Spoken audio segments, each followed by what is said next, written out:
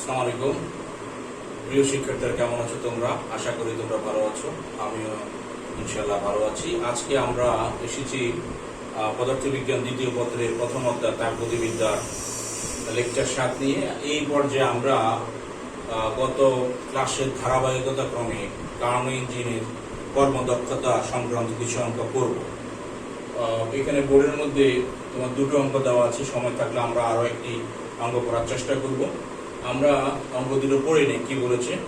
প্রথম অঙ্কটি হচ্ছে একটি তাপ ইঞ্জিন 147 ডিগ্রি সেন্টিগ্রেড তাপমাত্রা তাপ উৎস থেকে 1260 জুল তাপ গ্রহণ করে 37 ডিগ্রি সেন্টিগ্রেড তাপমাত্রায় তাপ গ্রাহকে 930 জুল তাপ বর্জন করে। তাহলে কি কি ইনফরমেশন এখানে দেওয়া আছে উদ্দীপকে?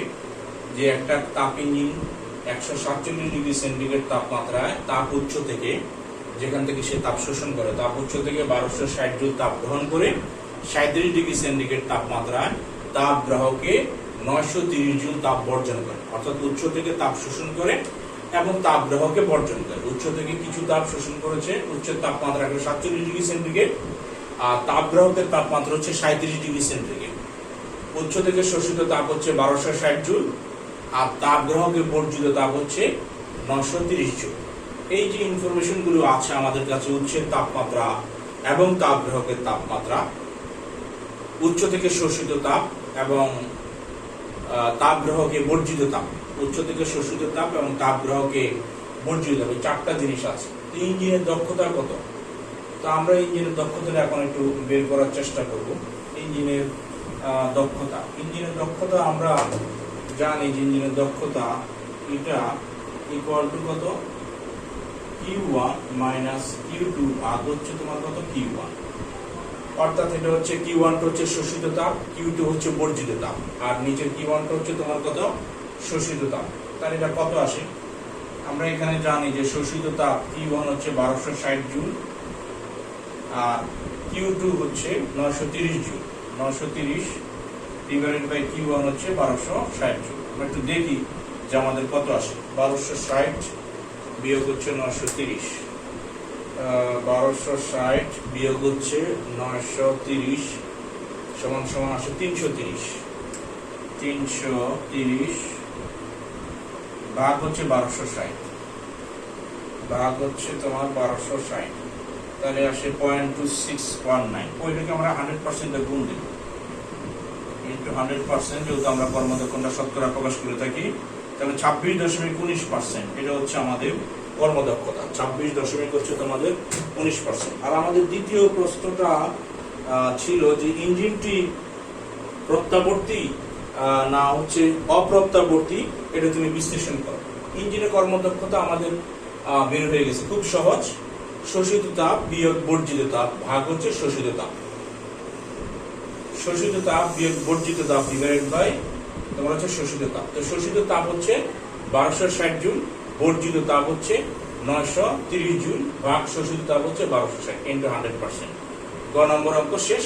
আমরা বলি আর কি যে গ অঙ্ক পারা মানে হচ্ছে 3 নম্বর আমার পকেটে।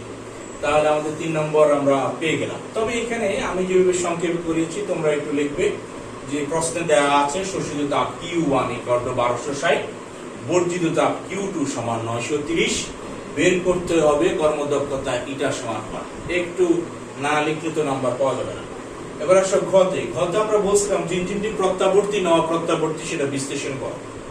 তো আমরা জানি যে যদি নাকি ইঞ্জিন প্রত্যাবর্তী হয় তখন ইটার একটা সূত্র আছে T1 - T2/T1, সেভাবে করা যায়। আর একটা সহজ সূত্র আছে, যদি ইঞ্জিন প্রত্যাবর্তী হয় তখন আমরা বলি Q/T এর জন্য বা সবসময় সমান হয়, অর্থাৎ Q1/T1 = Q2/T2 হয়। দুইভাবেই আমরা বের করে দেখতে পারি।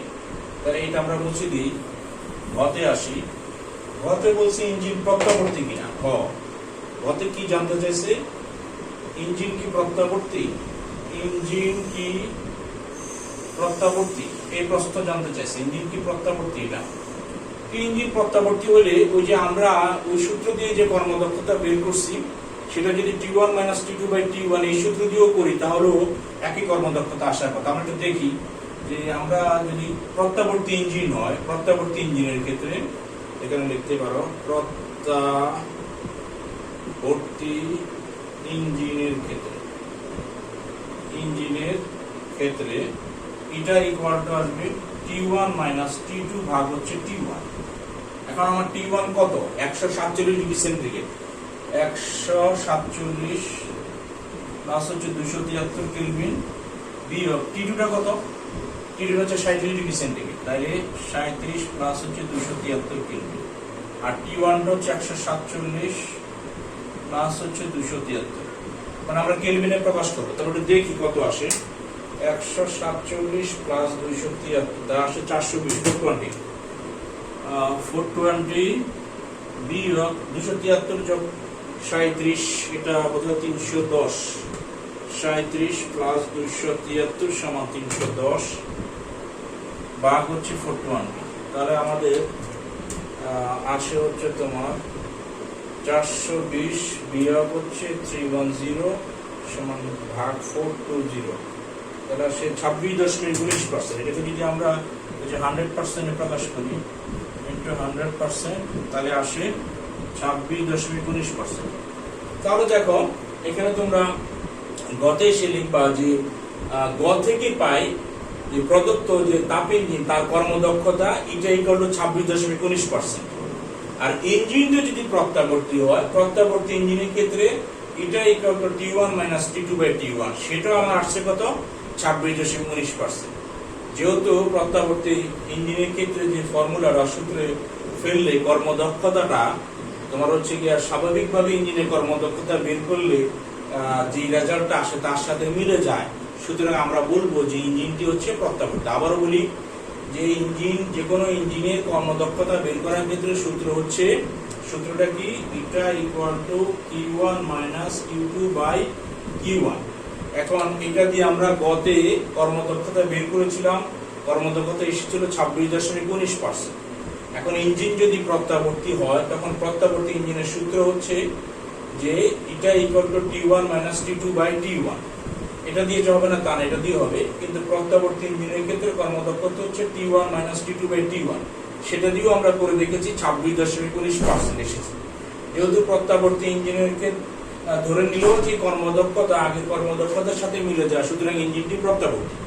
এখন এর চেয়েও সহজ একটা সূত্র রয়েছে যে ইঞ্জিন যদি প্রত্যাবর্তী হয় তাহলে আমরা জানি যে Q1 বাই T1 সমান Q2 বাই T2 হওয়ার কথা। তাহলে আমরা একটু দেখি যে ওই সূত্রের মধ্যে ফেললে হয় কিনা। আমরা একটু দ্রুত চলে যাই।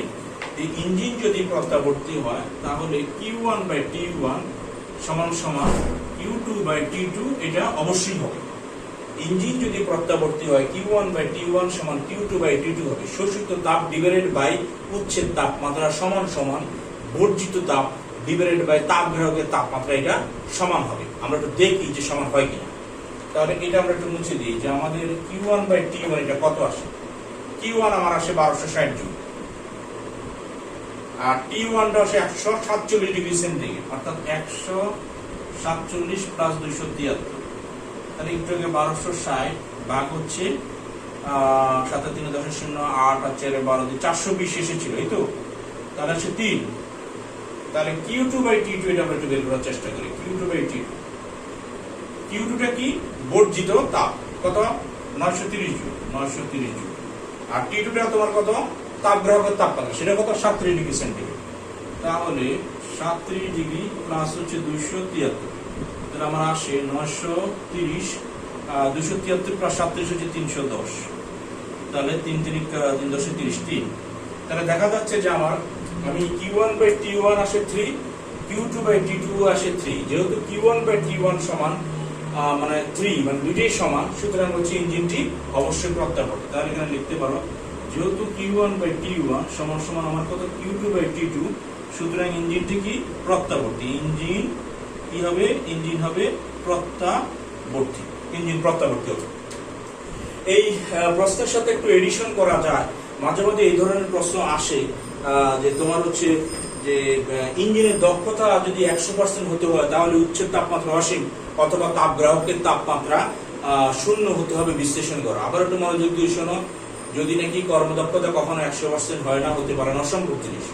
তারপরে যদি থিওরিটিক্যালি আমরা হওয়াতে চাই তাহলে এটি তুমি প্রমাণ করে দেখো বা তুমি বিশ্লেষণ করো যে উচ্ছেদ তাপমাত্রা অসীম অথবা তাপগ্রাহকের তাপমাত্রা শূন্য হবে। এটি তুমি বিশ্লেষণ করো বা প্রমাণ করে দেখো। তাহলে আমরা একটু দেখি এটার সাথে এডিশন। এটা ঘয়ের অতিরিক্ত বলতে পারো, আর একটা প্রশ্ন হয়ে যায়, খামাকার একটা প্রশ্ন আমি বাড়াবো কেন, এই জন্য আমরা বলছি যে উচ্ছেদ তাপমাত্রা অসীম কি, অর্থাৎ এটা সমান সমান 100% হতে হলে, প্রশ্নটা তোমরা দেখো, হতে হলে আমাকে বলছে যে T1 সমান সমান অসীম হবে, বা আমাকে বলছে যে T2 সমান সমান 0 হতে হবে। প্রশ্ন কি, এটা কর্মদক্ষতা 100% হতে গেলে T1 উচ্ছেদ তাপমাত্রা অসীম হবে, অথবা T2 তাপগ্রাহকের তাপমাত্রা এটা কত হবে, 0 কেলভিন হতে হবে। এটা আমরা একটু প্রমাণ করি। আমরা এটা যদি নাকি 100% হয়, তাহলে এটাকে লিখতে পারি, এটা মানে কত, T1 মাইনাস T2 ভাগ হচ্ছে T1 সমান 100%। 100% এটাকে আমরা বলি 100% মানে হচ্ছে 100 ভাগ 100, তাহলে সমান সমান কত আসে 1। তাহলে আমি লিখতে পারি 1 মাইনাস T2 ভাগ হচ্ছে T1 সমান সমান 1, বা T2 ভাগ T1, 1 থেকে 1 যদি বিয়োগ দিই তাহলে কত আসে, 0। এখন T2 ভাগ T1 কখন শূন্য হবে, এটা কি লেখা যায়, বা T2 ভাগ T1 সমান সমান 0। এখন এই T2 ভাগ T1 শূন্য কখন হবে, হয় উপরেরটা শূন্য হবে, যে সামথিং ডিভাইডেড বাই মানে হচ্ছে 0 divided by something equal to 0। যে T2 যদি শূন্য হয় তাহলে অবশ্যই শূন্য হবে, অথবা নিচেরটাকে অসীম হয়ে যেতে পারে, অর্থাৎ সামথিং ডিভাইডেড বাই অসীম, সেটাও আসে শূন্য। তাহলে আমরা বলতে পারি যে সুতরাং হয় T2 ইকুয়াল টু তোমার হচ্ছে 0, অথবা তোমার হচ্ছে T1 ইকুয়াল টু তোমার হচ্ছে অসীম। তাহলে আমাদের কি হবে, যে হয় এখানে T2 ইকুয়াল টু 0 হবে, অথবা T1 ইকুয়াল টু অসীম হবে। যেহেতু ইটা ইকুয়াল টু 100% হতে হলে এটা প্রমাণ করতে হবে, তাহলে আমরা আগে ইটা ইকুয়াল 100% ধরেই নিই, দেখি হচ্ছে কি আমাদের অ্যানালাইসিসটা কি আসে। তো আমরা ধরে নিয়ে দেখলাম যে T2 by T1 equal to 0 আসছে, তার মানে এটা 0 হয়। তো এইটা 0 হইলে তোমার হইতে গেলে কি করা লাগবে, T2টাকে শূন্য হতে হবে। উপরেরটা শূন্য হইলে অটোমেটিক্যালি তোমার হচ্ছে 0 divided by something equal to 0 হবে, অথবা তলেরটা নিচেরটা, মানে উপরেরটা হলো নিচেরটা হয়, হরটাকে তোমার অসীম করতে হবে, মানে হচ্ছে T1টাকে অসীম করতে হবে, মানে সামথিং ডিভাইডেড বাই অসীম ইকুয়াল টু 0 আসে। তাহলে আমাদের প্রমাণ হয়ে গেল যে এইটা কর্মদক্ষতা 100% হতে গেলে উচ্ছেদ তাপমাত্রা মানে T1 সমান অসীম তোমার হচ্ছে, এবং বা এই যে T2 তাপগ্রাহকের তাপমাত্রা এটা তোমার কত হইতে হবে, 0 হইতে হবে। তাহলে এই জিনিসটা আমাদের পরিষ্কার হয়ে গেল যে আমাদের উচ্ছেদ তাপমাত্রা অসীম বা তাপগ্রাহকের তাপমাত্রা কিভাবে 0 হয়, সেটা আমরা দেখলাম। আমাদের 2 নম্বর অঙ্কে আমরা চলে যাই। দ্বিতীয় এই অঙ্কটা মুছে দিই। দ্বিতীয় অঙ্কে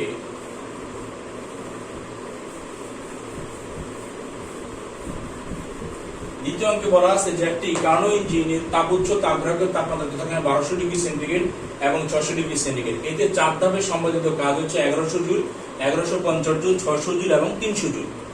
অর্থাৎ একটা কার্নো ইঞ্জিনের তোমরা জানো যে 4টা স্টেপ আছে, সমষ্ট প্রসারণ, রুদ্ধতাপীয় প্রসারণ, সমষ্ট সংকোচন, রুদ্ধতাপীয় সংকোচন।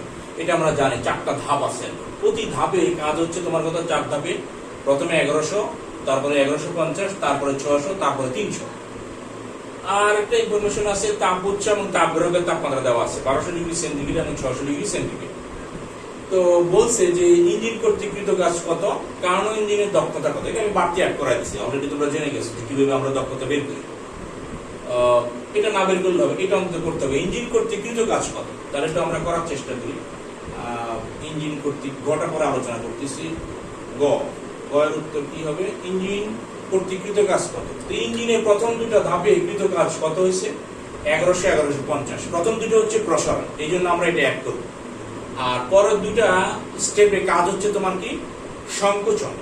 যেহেতু তোমার হচ্ছে সংকোচন হয়, এই জন্য আমরা হচ্ছে ওই কাজটাকে ঋণাত্মক কাজ দেবো। অর্থাৎ তোমার হচ্ছে এই যে কার্যনির্বাহী বস্তু, এই কার্যনির্বাহী বস্তু মানে হচ্ছে সম্প্রসারণে কৃত কাজটা আমরা ধনাত্মক ধরি। মানে কার্যনির্বাহী বস্তু মানে গ্যাস, গ্যাসের প্রসারণ হচ্ছে, আবার হচ্ছে গ্যাসের সংকোচন হচ্ছে। প্রসারণের কাজ ধনাত্মক হলে সংকোচনের কাজ ঋণাত্মক হবে।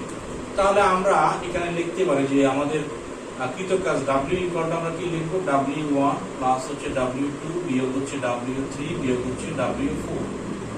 W1 হচ্ছে প্রথম দুইটা প্রসারণের কৃত কাজ, W3 আর W4 হচ্ছে পরের দুইটা সর্বশেষ দুইটা ধাপে কৃত কাজ।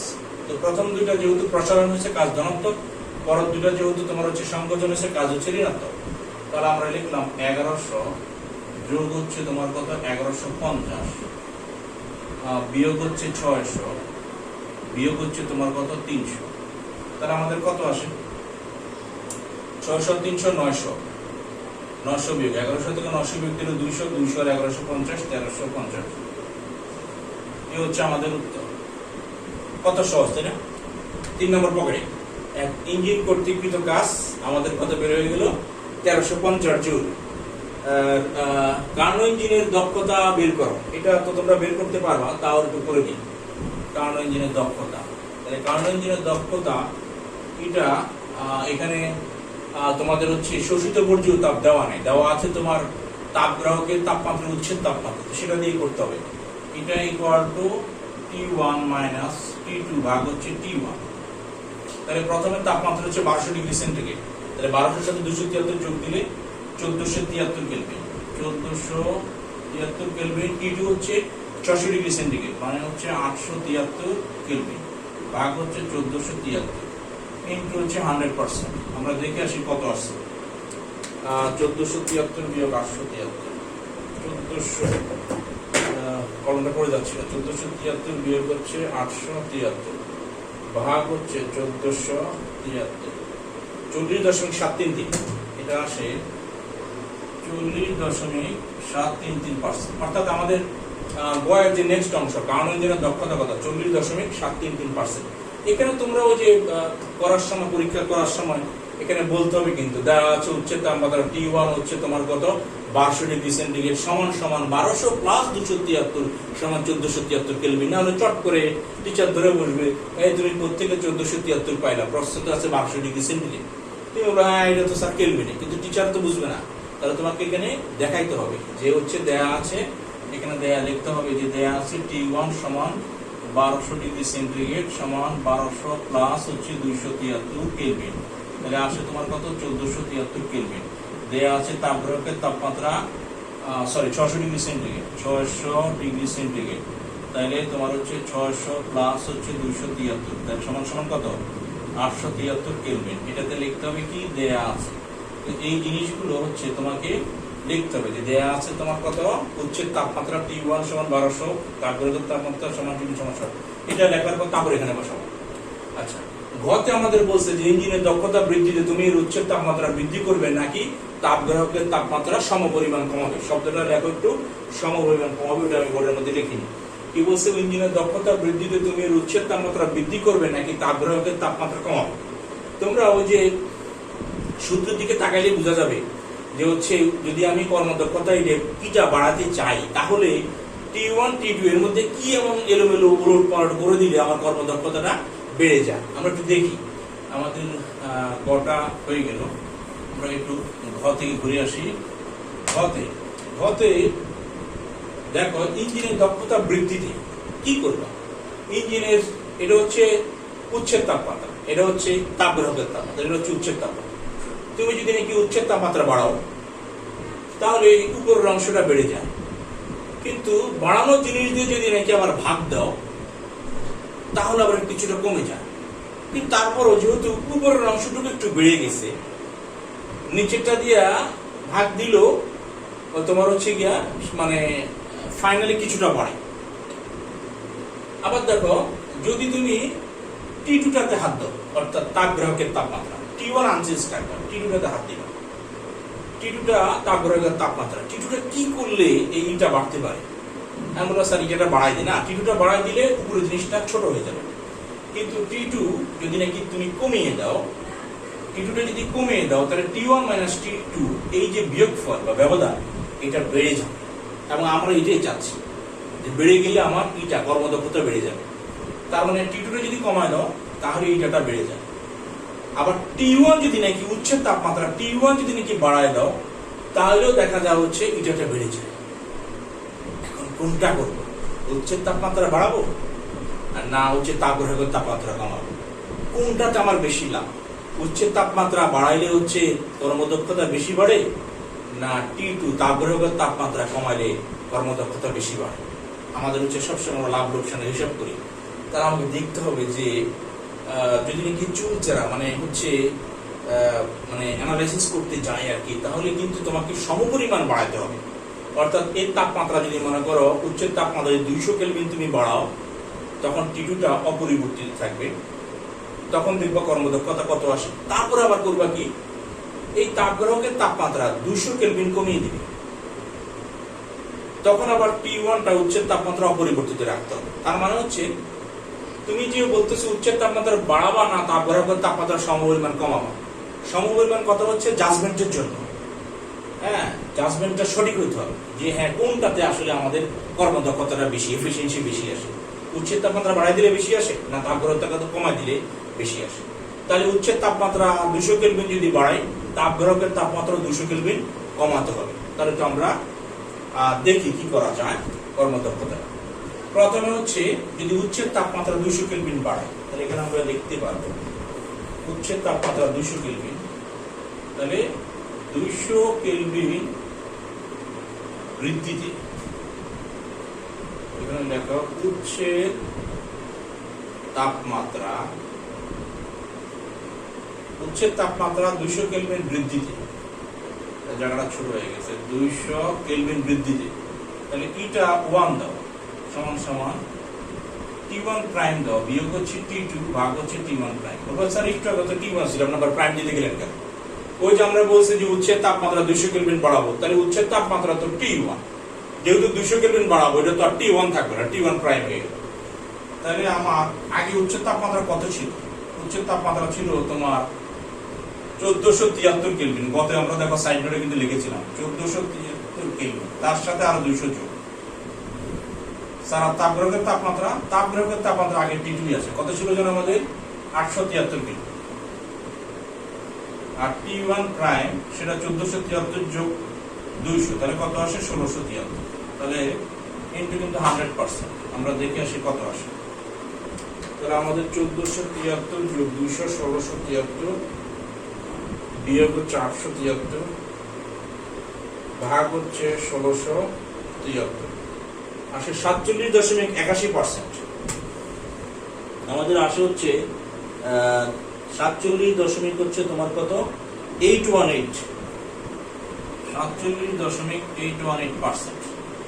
আচ্ছা, আর হ্যাঁ ঠিক আছে 818%। এটা হচ্ছে উচ্চের তাপমাত্রা যদি 200 কেলভিন বাড়াই, তাহলে কর্মদক্ষতাটা প্রথম এটা 1 ধরছি 47.81%। এখন আমরা 200 কেলভিন উচ্চের তাপমাত্রা 200 কেলভিন বাড়াইছি, তো এখন কম করব কি, তাপগ্রহকের তাপমাত্রা 200 কেলভিন কমাই দেবো। তাহলে তাপগ্রহকের জিনিসটা যদি এখানে করতাম তাহলে একটু ভালো হতো তোমাদের জন্য, তাই তো আমাদের একটু পাশে একটু করি এখানে। তাহলে হচ্ছে তাপগ্রাহকের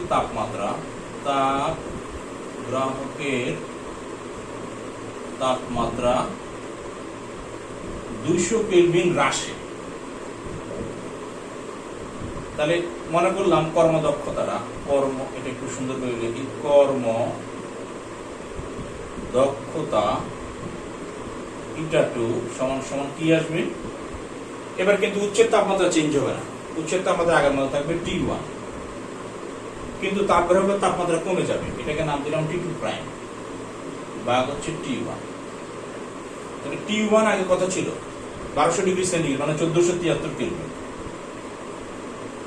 আচ্ছা, T2 প্রাইম আগে ছিল কত 600 ডিগ্রি সেন্টিগ্রেড, মানে 873 কেলভিন। তাহলে এখন এই 873 যে কেলভিন, এটা থেকে আমরা 200 কমাই দেব ভাগ T1 কত ছিল 1200 ডিগ্রি সেন্টিগ্রেড, মানে 1473 কেলভিন। এটাকে তোমরা এখান দিয়ে ইনটু 100% দিয়ে দিতে পারো, যেহেতু আমরা একবারে করে ফেলতে চাই। দেখি, তাহলে প্রথমে উপরে আসে 1473 বিয়োগ 873 থেকে 200 বিয়োগ দিলে থাকে 673, তাকে যদি বিয়োগ দিই 800 ভাগ 1473 ইনটু হচ্ছে 100, তাহলে আসে 54.31% আমাদের, 54.31%। তাহলে এটা আমাদের 54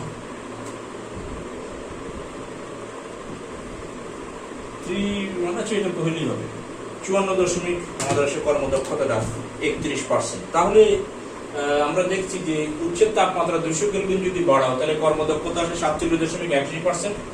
আর যদি তাপগ্রাহকের তাপমাত্রা সমপরিমাণ 200 কেলভিন হ্রাস করো অর্থাৎ কমিয়ে ফেলো তাহলে কর্মদক্ষতাটা আসে কত 54.31%।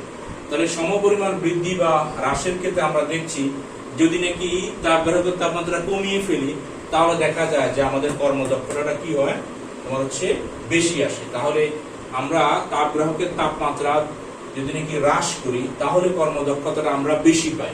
তাপগ্রাহক উচ্চের তাপমাত্রা যদি নাকি বাড়াই সেক্ষেত্রে তোমার হচ্ছে কর্মদক্ষতাটা অত বেশি পাই না। হ্যাঁ, শুরুতে আমাদের কত 40% না কত এসেছিল, সেটা হচ্ছে ঠিক আছে, উচ্চের তাপমাত্রা বাড়ালেও কর্মদক্ষতা 40 থেকে বেড়ে 47 এসেছে।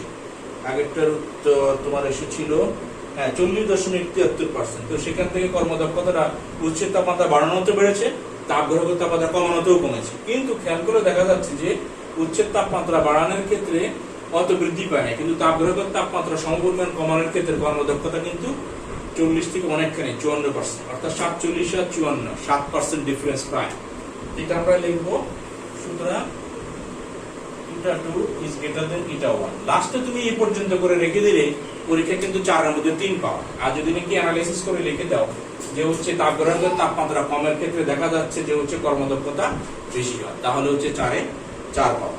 তো আজকে এই পর্যন্তই। আমরা আগামী ক্লাসে তোমার হচ্ছে ফ্রিজ অর্থাৎ রেফ্রিজারেটর এবং তোমার আমাদের হচ্ছে এন্ট্রপি এই অংশ দিয়ে ইনশাআল্লাহ চ্যাপ্টার শেষ করার চেষ্টা করব। আল্লাহ হাফেজ।